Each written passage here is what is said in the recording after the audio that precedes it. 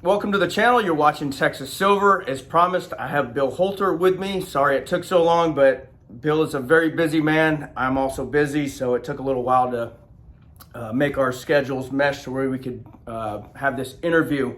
A couple questions that I'm going to ask him came from you, the viewers, but most of them came from myself. And then I guess Bill's can talk about whatever he wants at the end. This is probably going to be 2 or 3 part series because I know we're going to get long-winded. I have a feeling. For those who do not know, Bill Holter, he was a stockbroker for 23 years. 12 of those years, he was the branch manager. He's a precious metals expert, and he's also a close friend of mine, and that's the most important to me. Really good dude, really knowledgeable, and I'm honored and blessed to have him as a friend. So appreciate you doing this interview with me, and we're at Bill's place in his cabin. It's a beautiful place he has out here. So I guess I'll do this right now because I know this is going to be long. If you want to get a hold of Bill Holter, you can go to billholter.com, and also what's your email? It's bholter@proton.me. So if you have any, if you want to buy, he's a precious metals broker through Miles Franklin, and if you want to purchase precious metals through him, you can contact him there. Okay, so let's get into this. So why is location so important? So rural versus suburbs. Yeah, location is probably most important. As soon as not COVID actually started in the U.S., but as soon as COVID started, and we knew it was going around the world, that's when I bailed out. I mean, I bailed out by the time we got here, we were a week or 2 weeks into COVID. And the reason I did that, you cannot live amongst a population when the financial system comes down. I moved out here, had nothing to do with COVID. My thought process was they would use COVID as an excuse to take the system down. I mean, we've been on the precipice for so long, and they've been able to kick the can down the road, prop things up, and the system, I think at this point, there's no holding it up. But I mean, for the last 5 years, the system could have come down anytime they wanted to pull the plug. So to me, getting away from population was paramount. And the reason I say that, I mean, you could live in I know I'm going to be kind of skipping ahead because Yeah, that's fine. Rarely do I ever get to see questions before an interview. But I did see these questions. We lived in a gated community, and the thought process there is you're safe. You're not safe because there's assholes in every community. And there was roughly, call it 300 families in this gated community. And we were, at that point, we're only about, 20, 25 miles from Austin, and Austin is slowly bleeding out outside the city limits. And I'm going to say probably 70% of those people were liberals. And their mindset is, if things go bad, your stuff is my stuff. And the problem in a gated community, yes, there's strength in numbers. There's no question about it. But if half or more of those numbers, or even 25% of those, the community, you have to be able to trust the people that you're with. And you have no idea who's friend or foe when you live in a community like that. And it doesn't have to be bad people. I mean, you have a husband and wife with 2 or 3 kids, and their kids are starving. They're going to take your stuff or do anything they can to feed their kids. So it was just my thought process at the time, and the more I've lived out here, the more I see things happening. I mean, for instance, the summer of the BLM riots. I mean, I can't even imagine. Actually, I mentioned the BLM riots. Once the financial system comes down, what you saw in the BLM riots will be polite. It'll be dog eat dog. There will be no police. There will be no services once the financial system goes down. So it's not just the financial system. Understand that the financial system being up and running, and people are happy with their 401k statements. They don't really care what the policies are. They don't really care what's going on, because in their mind, it doesn't affect me. I'm okay. So just understand that the financial system affects way more than just the account balance, what you see on the screen or your paper monthly or quarterly statement. It's going to affect everything. Society itself is going to break down. And I used the term back in, I think, 2017 or 18. I mentioned that the world financially at that point was turning into Venezuela, and that the end result would be something that resembles Mad Max. Is it going to be, is everything going to break down to the point where, everybody fights over 1 gallon of gas or something like that? I don't know. There's no way to know. But just understand that laws will break down, and you will become the law on your own property. Right. So you were just talking gated community. So obviously being in the inner city is even worse. You're dead. Right. You're dead. And this has happened before. I think it was in Brazil, either São Paulo or Rio. They had and I forget what the event was, but there were gangs literally going from door to door to door to door in high-rise condos, knocking every door down, and just taking everybody's stuff and killing people along the way. So if you live in a city and you think that because you bought supplies and you have a shotgun, you have a pistol, you have blah, blah, blah, none of it's going to help. You're dead. Right. So I'm going to circle back to the gated community. So you think the people that are in a gated community, live in a gated community, they have a false sense of security? Absolutely. Because of that gate? Yeah, and the gate means nothing because, first off, the gate can be crashed. Right. But the real danger is within the gates. Yeah, I can see that. And I've talked about this on my channel. I have a skid steer, which really isn't that, it's heavy duty equipment, but there's not much that can stop that skid steer. If I want to get into your house, I can peel open your house like a tin can. And there's people out there that have way bigger and better toys than what I do. It's funny you say that. I just got a picture this morning. And actually, some of the people on that go to my site and read Grizzly's Corner, my buddy Grizzly just put up a gate that your skid steer would not even touch. Oh, really? Yeah, these poles, they're like this big, in the ground so far. Your skid steer wouldn't do it, but a dozer, or whatever. Right, but you can blow through pretty much anything. If someone wants to get to you and your stuff, they can do it. Right. So the gate, and just saying, but we have guns. That's false sense of security in my. And another thing I talk about on my channel is night vision.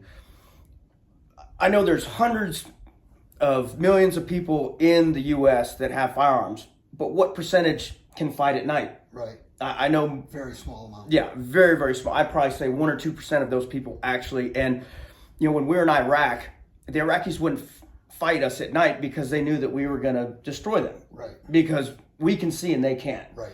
And so, that's another thing. So a lot of these people that say, well, we have guns, like, okay, that's cool. Well, can you fight at night? Do you have the ability to... Well, and let me just mention this. There's a lot of people who have bought guns. Mm-hmm. And probably ball ammo instead of hollow points or whatever. Right. But they don't know how to use the guns. Right, and that's what I was going to touch on. There's a ton of people like that because they bought the gun, because, they might have fired it a dozen times or something like that, they feel proficient. Under stress, you're not proficient. You won't even know how to replace a clip. Right. Right. And so, and it comes down to other stuff too, not just your firearms. It comes down to all these different survival, filters and, all these different items that you buy. So a lot of people will buy a bunch of cool stuff that, does a lot of good for you. But if you don't know how to use it, Right. It's worthless to you.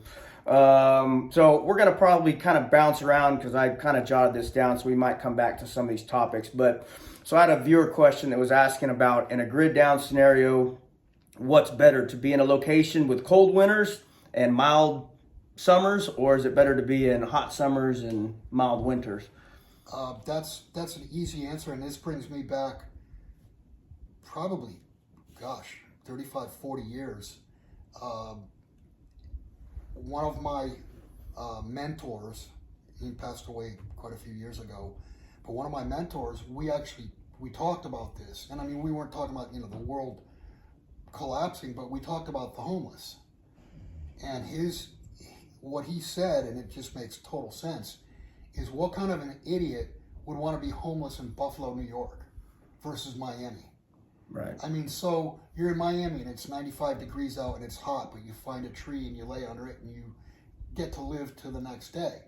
Buffalo, New York, it gets down to what, 10, 20 below zero or whatever, or you get 3 feet of snow, you're pretty much going to die. So if you're going to be homeless, you'd want to be in a southern climate.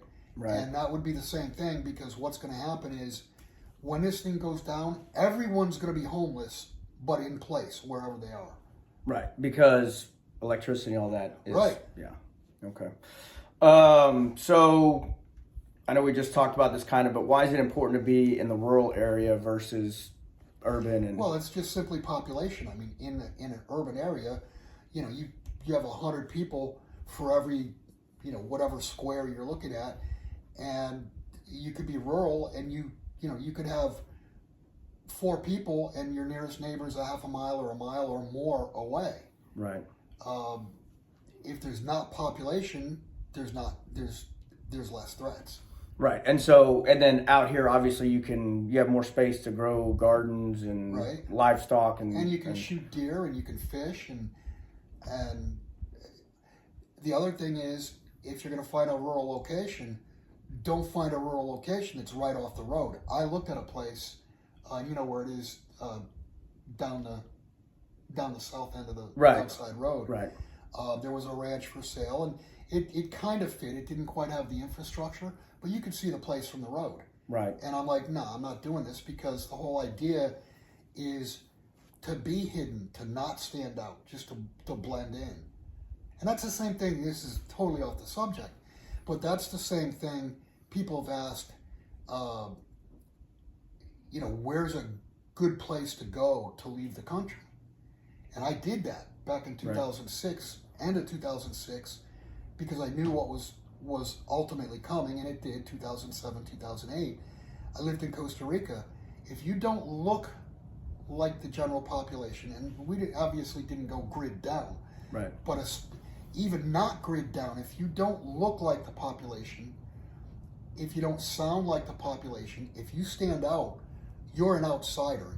And if you're outside, you're not inside. You've got no protection from, if you want to call it the locals or whatever. They're going to view you as a target. Right. So, just from the standpoint of location, you don't want to stand out. You don't want a house. You don't want to live in a mansion up on the hill that everybody can look up and see, because they're all going to come up to that mansion because you got stuff and they don't, and they're hungry. Right. Well, and I guess that kind of comes back to the gated community too. If you're in a gated community, that means money. Right. So they're like, hey, no one's going to go break into the ghetto looking for supplies. Exactly. They're going to go where the rich people are, that they figure is going to have food, water, all the provisions that they need. So, what do you think is more important, location or having all the preps in the world? It's got to be location. I mean, you could have all the preps in the world, and your front door, back door, whatever, gets knocked down, and they take all your stuff and kill you. So yeah, having preps is absolutely important, but you can't have preps in a place where you stand out, and people know that you have preps. Right. Because they're going to come and they're going to overrun you. Right. So pretty much what you're saying is it's more important to get out of the city, out of the gated communities. Right. Try and get you an acre or two, if not more, because you have a better chance of survival. And that's what kills me, is I have friends of mine, people that I work with, I'm sure you know people, And they talk about what's coming, yet they don't seem to do anything about it. They don't move out of these states that are, have all this homeless and, like California that's It's falling. not even just states. Well, I mean, you could be in a red state that is, liberty oriented, but if you're in a high dense population area, you're going to get overrun. I mean, and we know people jointly that could easily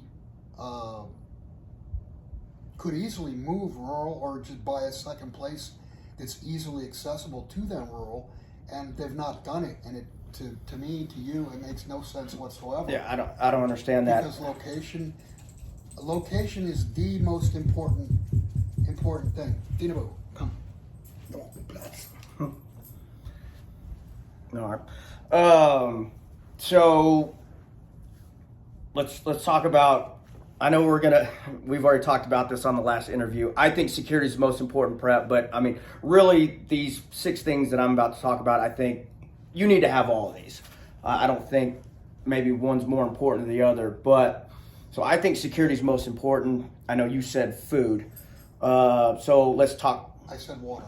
Did you? Okay. Yeah, I think all right. I said Well, water. and I agree because you can't cook, you can't clean, Right. You can't use your 25-year, emergency food or whatever. You have to have water. right You security. have to have a way to clean that water. Right.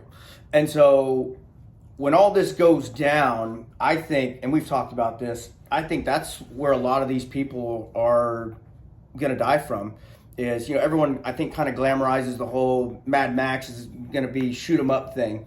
But just think of how many people will die just because they can't get fresh drinking water. Because once credit freezes, everything freezes, water, the pipes, the the treatment centers, all that Right. go offline, Right. so you can't get fresh drinking water. I know they say 3 days without fresh water, but Done. yeah, but even before that, that's like when In a you're hot climate in Right. Texas, 3 days without water, you're dead long before 3 days. right, exactly. So I think a lot of people are going to pass away just from not being able to get clean drinking water, or they get so desperate that they go drink out of a pond or a creek or something like that, don't have a way to sanitize that water, purify it, then they get sick, and then you get diarrhea, and then it just makes it worse. So Yep. yeah, I know we talk about security a lot, but yeah, for sure, water, and then food, 3 weeks? And then there's security, which I say security because if you can't protect your stuff, but it comes down to what came first, the chicken or the egg. But you really need security, food, and water, period. Because otherwise you're done. And the thing is, Well, nothing matters if you're dead. right. So, so if you get shot because you can't protect your stuff, how long can you go without oxygen-rich blood to your brain? Not long. Right. So that's why I say security is more important. But Well, and that brings up another prep is you definitely need some type of medical supplies. right, yeah, Just and in case. I've got that. So I have the 6 things that I think are the most important: security, food, water, shelter. Because if you don't have shelter, you've got to have protection from that. And so shelter comes down to, hey, moving out of Right, where is the shelter? yeah, where is the shelter? First aid, and then your bartable, so your gold and silver. Those are the most important in mine. So security, let's go over that. I think at a minimum you need to have, if you are able to. I know people watch this show from all over, but I think some sort of semi-automatic firearm, know how to use it, Yeah. and then semi-automatic handgun.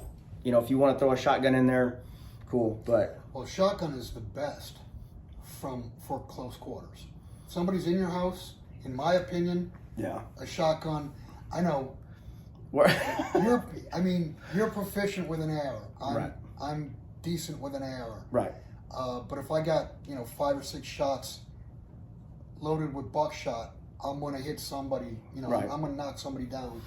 And now there's people out there that'll be watching this and say, "Oh, you got 5 shots, you're out." Well, there's a shotgun in pretty much every corner of my house. So right. if I go through 5, I drop the gun, go to the next one.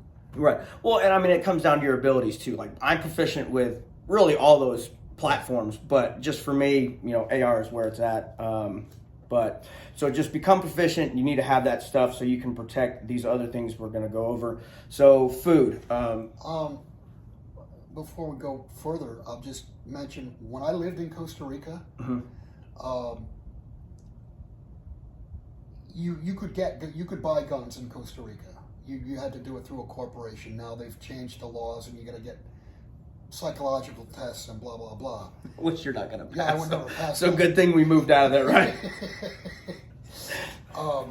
But the reason I'm telling this story is because both times we were somewhat rural, but not totally rural. But what I would do is probably every 3 or 4 weeks. First off, I did have 2 German Shepherds down there, and they don't like black dogs. I mean, they look at a black dog and it just freaks them out. But probably once every 3 weeks on a Saturday or Sunday, when it would be quiet, I'd go and fire 30, 40, 50 rounds. And all of a sudden, probably within maybe the 3rd time, 4th time I did that, my driver came to me and said, "Bill, everyone around here calls you the crazy gringo with guns and 2 black dogs." And I'm like, well, that was the whole point. Right. So, yeah, guns will let someone know you're there, so it will attract attention. Right. But it's the attention that you kind of want attracted because they know you're armed. Right. And, whether they think you're practicing or not practicing or just firing rounds up in the air or into the ground or whatever just to make noise, it doesn't matter. They know you have guns. Right. And they'll walk through an easier door to walk through. Right. And I think that's why probably the home invasion numbers are way down in Texas because... Oh, well, I'm glad you brought that up. When I lived there from 2006 to 2011, and I don't know what the numbers are now, but I can imagine they're higher, there were 2 home invasions every day in a population of 6 million people that really did not get reported. They were never became statistics because they did not want, they didn't want to scare the tourists. So in order to portray it as a safe place, and the Pacific side, the beach, is pretty safe. The east side, the Atlantic side, is kind of a no-go zone. But I mean, in San Jose, and that's a population, then it was about 2 million people. I mean, there was 2 home invasions every day. My chiropractor's wife was abducted on a Saturday afternoon at about 3 o'clock, and he couldn't find her for 30 days. Jeez. Found her in a hospital, and she had no memory other than what had happened to her. And she got pulled into a van by 5 guys. They gang raped her and threw her off a bridge and left her for dead. Jesus. And she, 2 or 3 months even afterwards, she still had no memory of her childhood, no memory of being married to the guy. And that was not a statistic. That was just, oh well. Wow. But yeah, so home invasions I think are down here because they know absolutely. I mean, there's a good chance you're going to run into a firearm if you... Right. So exactly. So it does. It's called respect. Right. Makes sense. So food. Obviously, I've got the dry stuff, but I also have goats. I have cattle. I think it's best to try and get something that's renewable. Obviously, you have garden out here that you have the chickens now, so that's... Yeah, I'm a chicken farmer. Yeah, you're a chicken farmer. Thanks to me. So, like when it comes to food, obviously the goal is to be able to have something that continues to either reproduce or, you can keep planting or whatever. Yeah, but I mean, when you're talking northern climates, you got to grow that in the summer and can it right. for the winter time. I would just say, from a food standpoint, you really got to start off with bulk heavy foods first. Yeah, I was gonna say rice. Yeah, rice, beans, and then go from there. Right, and those are cheap. But those are no good if you don't have water. Right. If you don't have water, you can't do rice and beans. And rice and beans are the most basic. The rice will fill you up, and the beans will give you protein. But go from there. I mean, So on a budget, that's the best thing is rice and beans. right, because it's the most for the cheapest. Right, and then you can keep building on top of that and I having. mean, you obviously need salt. Do you like ketchup with your beans? I mean, then you go from there. And I Right. mean, you spread out. If you have a way other than an EMP, I'm saying if you have a way for electricity, because these grids are not going to work. Your power walls are not going to work if we have an EMP. They're going to fry. Right. So then you're talking about a generator, and how long is 1,000 or 2,000 gallons of, whether it be diesel or, I mean, you're going to run out eventually. Right. But what I'm getting at is, if you do have a way to power yourself off grid, then look at freezers, stock up some meat, can some meat. And then we run into the issue of how are you going to prepare this? Because your pots and pans that you buy from, the Walmart or wherever. Yeah, you got to have cast iron. Yeah, you have to have cast iron. Absolutely have to have cast iron. If you're cooking over an open flame, the pots that you use on your stove, they'll be gone in a week.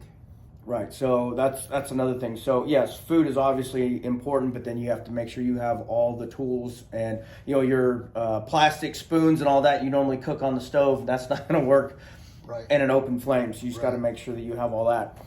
So then, water. Obviously, storing gallons and gallons of water is not. That's not proficient. Well, if you're rural, you're going to pull it from the ground. You're going to pull it, through a pump yourself. It's not going to be treated. So you need to make sure that,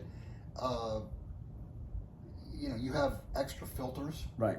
I've got a 4,500 gallon cistern. So, I mean, that should last, even just under normal use, that should last probably 2 or 3 weeks anyway. Yeah. So you can look at rain catchment. Right. But yeah, you Off need your a roof. Right. Exactly. But you have to come up, because just storing bottles of water, and I think the rule of thumb is a gallon of water per person per day, and that's for bathing, cooking, cleaning, all that stuff. And I that's, think it's a little bit more than that. well, I say it's a little bit more than that because when we had the freeze, mhm. The big freeze 3 years ago, and I'm really glad we had that, because for me, I mean, I found out where the weak points were. Right. The main froze. We didn't have any water for what was it, like 6 out of the 9 or 10 days. Once it froze up, that was it.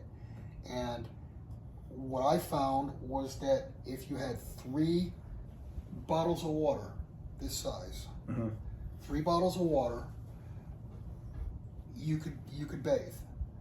Oh yeah. You put the 3 bottles in the microwave, assuming you have electricity. Put them in the microwave for 3 minutes. They're not scalding. They're just nice and warm. You can use soap and bathe with 1 and rinse with 2. Right.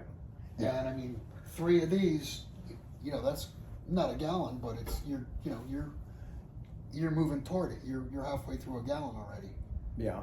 So, but I mean, that's if you're bathing every day. But I guess where I got that number from is, when I was in the Boy Scouts, we used to backpack, and that's kind of our round number for, because you have to wash your hands and, use water for your food and all that. Yeah.